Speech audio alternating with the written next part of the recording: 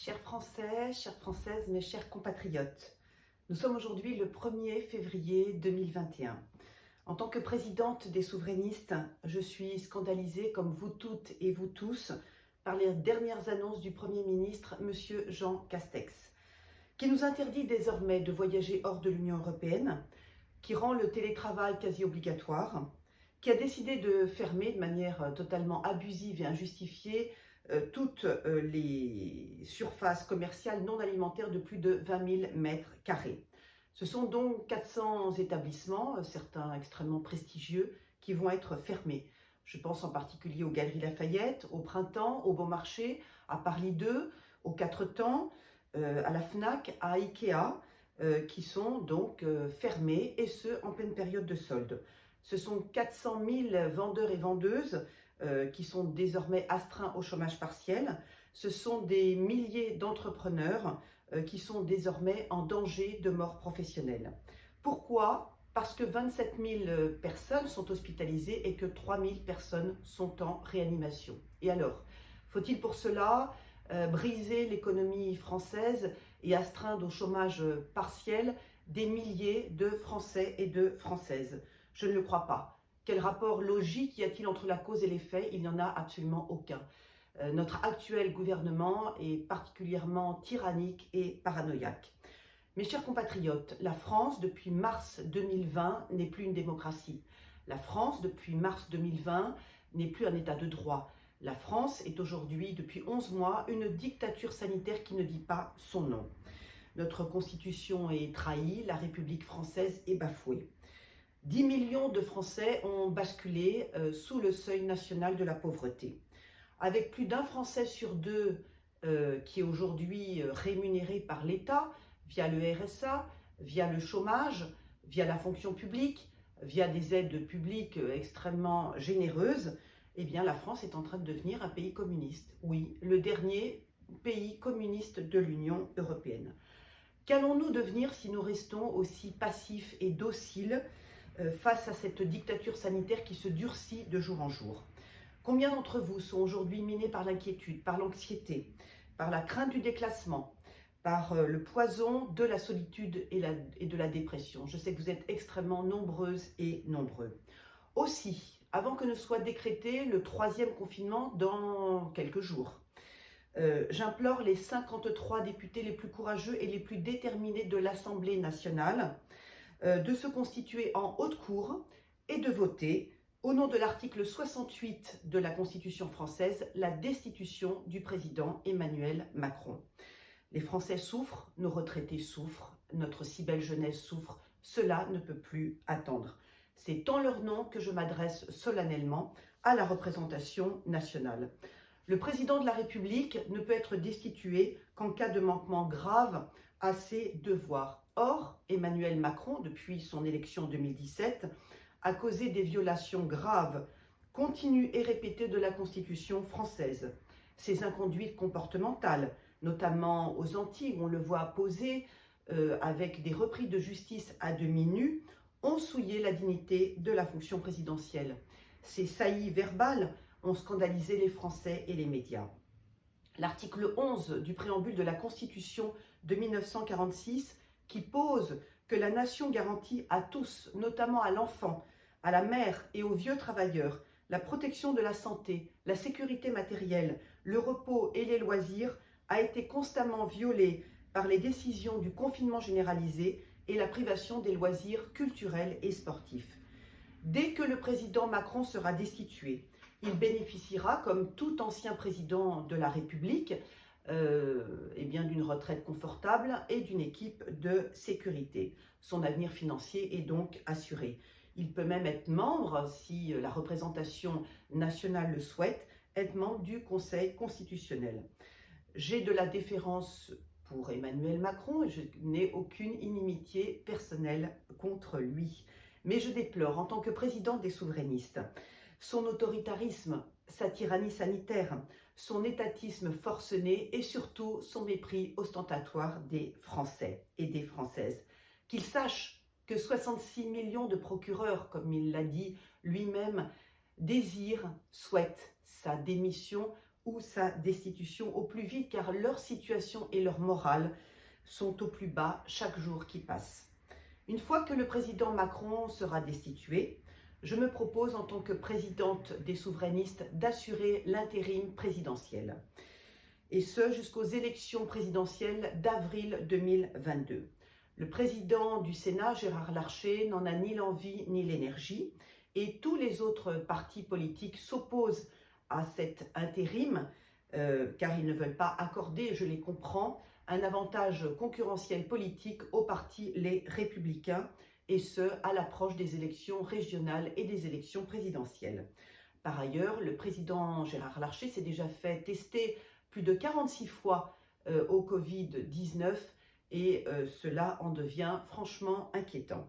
Il n'y a donc que la présidente des souverainistes que je suis qui peut gérer l'intérim pour compenser la vacance d'Emmanuel Macron. Car le souverainisme que je défends est au-dessus des partis politiques, il est au-dessus de la droite et de la gauche. Et une France souveraine au service d'un peuple souverain ne peut être gouvernée que par une autorité souveraine. C'est celle que je veux incarner devant vous. Je fais le serment publiquement et en tant que fervente catholique, mon serment a de la valeur par rapport aux progressistes qui sont des menteurs invétérés. Je fais donc le serment devant vous publiquement que, premièrement, le gouvernement actuel restera en place. Seule une dizaine de ministres les plus incompétents démissionneront. Ils seront remplacés par des parlementaires issus de la droite et de la gauche qui partagent avec moi ma conception du souverainisme à la fois économique et social. Deuxièmement, le Premier ministre que je choisirai est actuellement ministre. Je veux assurer la continuité de l'administration et de l'État. Je choisirai le ministre le plus cultivé et le plus expérimenté des ministres actuels. Troisièmement, le Parlement, Sénat, Assemblée nationale, CESE, restera en place. Il n'y aura pas d'élection législative et sénatoriale anticipée. Le gouvernement, le futur chef du gouvernement, travaillera avec la majorité en place qu'il connaît déjà bien. Quatrièmement, je gérerai les affaires courantes jusqu'aux élections présidentielles d'avril 2022. Aucune réforme structurelle ne sera lancée avant ces élections décisives. Cinquièmement, je mettrai fin immédiatement à l'état d'urgence sanitaire. Le conseil scientifique sera dissolu. Le confinement sera dorénavant interdit. Le couvre-feu à 18h sera levé. Le port du masque sur le visage sera définitivement prohibé. L'application anti-Covid sera désactivée. Les Français apprendront à vivre avec tous les virus, qu'ils soient grippales, qu'ils soient mutants ou qu'ils soient covidiens, en respectant les règles d'hygiène universelles. Sixièmement, tous les commerces, les restaurants, les lieux culturels, les lieux sportifs, les cinémas, les théâtres, les opéras, les universités, les remontées mécaniques et les stades seront ouverts au public. Les jauges et les masques seront dorénavant interdits en France et dans les dom-toms, en tout lieu et à tout moment. Le masque sera réservé aux professions médicales et chirurgicales. Septièmement, la médecine est un art séculaire. Chaque médecin aura le droit désormais de prescrire des médicaments et de rédiger des ordonnances dans le strict respect du serment d'Hippocrate. Le nombre de lits en réanimation sera doublé. Les vaccins anti-Covid à base d'ARN messager seront strictement interdits en France parce qu'ils sont toxiques et mortifères. La campagne vaccinale anti-Covid sera stoppée. L'actuel ministre de la Santé, Olivier Véran, qui est à l'initiative du premier confinement, du deuxième confinement et qui plaide de toutes ses forces pour un troisième confinement, devra démissionner et il redeviendra député. Huitièmement, mes trois priorités durant cet intérim jusqu'aux élections présidentielles de 2022 seront, premièrement, l'économie. Je soutiendrai par des réformes audacieuses, je dirais, nos entreprises. Je viens moi-même du secteur privé, je ne suis pas fonctionnaire ni haut fonctionnaire, même si j'ai une admissibilité à l'ENA, que je connais parfaitement bien l'administration, surtout en tant qu'ancienne élue locale. Donc je soutiendrai la compétitivité de nos entreprises françaises. Deuxièmement, le travail. Ma tâche première sera d'aider tous les Françaises et tous les Français à retrouver un emploi au plus vite et à sortir de l'assistanat généralisé. La sécurité, ce sera ma troisième priorité. Je ferai tout mon possible par des mesures extrêmement fermes et courageuses pour que les Français vivent en sécurité sur leur propre territoire. J'acterai la déchéance de la nationalité française pour tous les délinquants binationaux. Neuvièmement, en tant que souverainiste et de confession catholique, je respecte tous les cultes et toutes les croyances. Néanmoins, je combats aux côtés des républicains et des patriotes l'islam politique qui a fait plus de 400 morts depuis 2015 sur notre territoire. Aussi, dès que je serai nommée, toutes les associations salafistes seront dissolues. Le vêtement islamique sera désormais interdit en France. Tous les imams étrangers devront quitter notre territoire et retourner d'où ils viennent, c'est-à-dire du Maghreb. Dixièmement, et ce sera mon 10e engagement, pour ne pas déstabiliser l'année scolaire de nos enfants qui ont tant souffert durant cette dictature sanitaire, pour ne pas déstabiliser la préparation du baccalauréat, pour ne pas déstabiliser les examens des étudiants français, le ministre de l'Éducation nationale et la ministre de l'Enseignement supérieur seront confirmés dans leurs fonctions ministérielles. Je m'y engage publiquement. Le masque, bien sûr, sera désormais interdit à l'école, au collège, au lycée et dans toutes les universités françaises. Comme vous le voyez, chers Français, mes 10 résolutions sont claires, nettes et précises.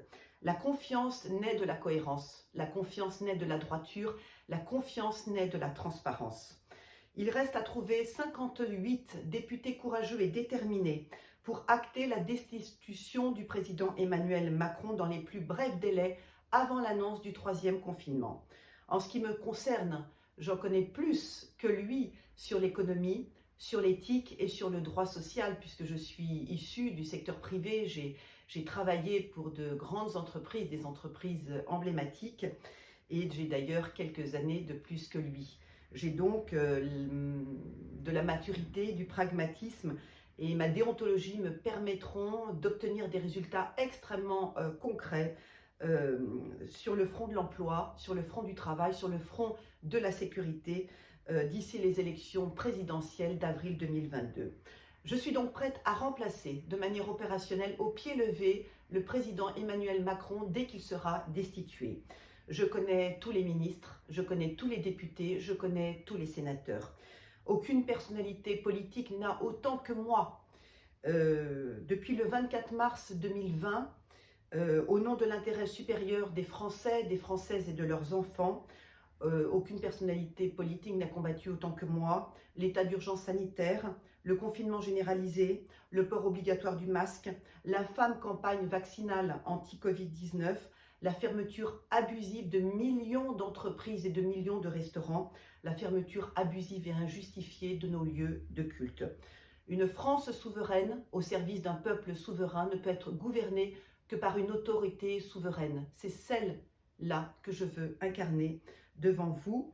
Une autorité souveraine au-dessus des partis politiques et de leurs disputes vaines, incessantes et totalement irresponsables. Aucun d'entre eux n'a contesté le port généralisé du masque. Le Parlement entièrement masqué reflète la docilité des parlementaires au gouvernement en place. Donc vous voyez, chers Français, chères Françaises, mes chers compatriotes, je dirais le bonheur, la liberté et la croissance retrouvée sont à portée de main, sont à portée de quelques jours. Le L des souverainistes, regardez bien notre logo, je dirais dans ce cercle aux couleurs de notre drapeau national, dit l'amour profond que j'ai pour la liberté cardinale qui est au cœur de notre pacte républicain. Vous devez tous écrire par millions, par milliers, aujourd'hui même, à tous vos députés, chers Français, chères Françaises, mes chers compatriotes, qu'ils soient les premiers à s'investir dans la destitution du président Emmanuel Macron, qui peut être entériné d'ici quelques jours. Je vous remercie pour votre engagement, pour votre implication, pour votre confiance. Je vous dis à très bientôt, chers Français, vive la République, vive la France.